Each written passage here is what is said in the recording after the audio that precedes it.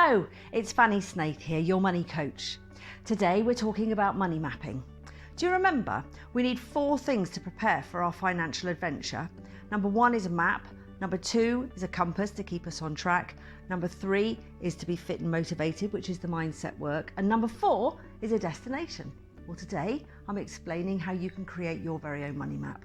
Some call it a budget, but hey, mapping is so much more motivational because if you have a map, you can decide where you want to go and create a path to get you there. My money mapping system is designed to help us spend within our means, get out and stay out of debt, and start saving and investing for the future. I'm going to go to my office now to show you how the system works. Keep watching.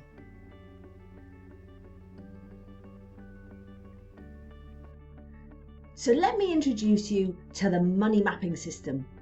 The money management system that really works. It's the system I use for myself, and it's the system that I share with my clients. There are 3 steps to money mapping. And step 1 is all about how our money flows and how we use it. Money flows into our lives as income, and then, well, we use it. We can spend it, save it, invest it, lend it, or use it to pay debts. But we want to control our money flow. We want to give every pound a purpose. We want to measure our spending and make sure that there is no waste. And that's really the system. So what do we spend our money on? Making a list of things from memory is a start, but how can we be sure that we're going to remember everything? Money mapping makes sure that we can do that. Let's move on to step 2. Here we create categories and find our costs per month. The categories are great because they prompt us to remember exactly what we spend our money on. And looking at your bank statements is going to help you remember too. There are 6 categories here, but what other categories might you add? Household, for example, or maybe savings. Next, work out and write down how much you spend on each item per month. To find the per month cost for something which happens once per year, decide on how much you plan to spend in total and divide it by 12. Now that we know what we spend our money on, step 3 looks at how we use our money. Let's create 3 pots.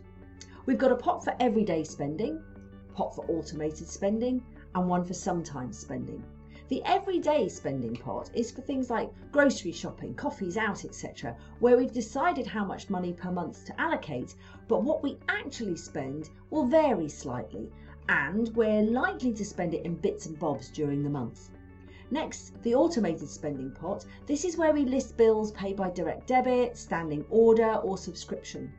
Automating bills is just brilliant because it saves us time and makes sure that payments are made on time.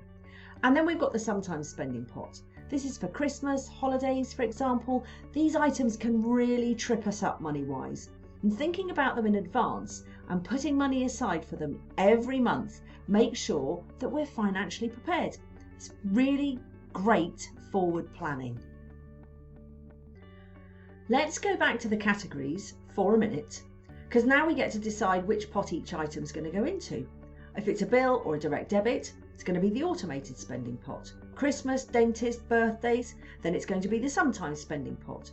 Groceries, petrol, coffees out, that's going to be the everyday spending pot. Let's see how it works out. There you go. Let's not forget our debts and our savings. Really good idea to automate those as well. Now, let's make each one of those pots a different bank account. Each pot is a safe container for your money. It's measured, there's no waste, and every single pound has a job.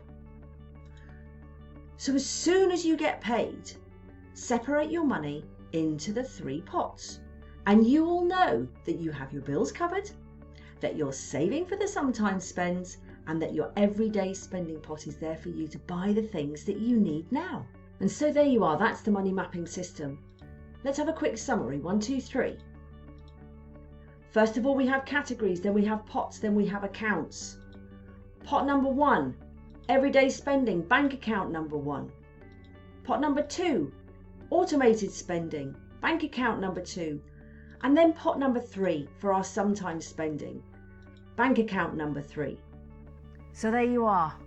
Money mapping is going to give you a huge amount of confidence and clarity around your numbers. It might take a little bit of time to get used to, but bear with it and success will come. Will you let me know how you get on? Feel free to ask me questions. Thank you for watching. This is Fanny Snaith, inviting you to start money mapping, the money management system that works.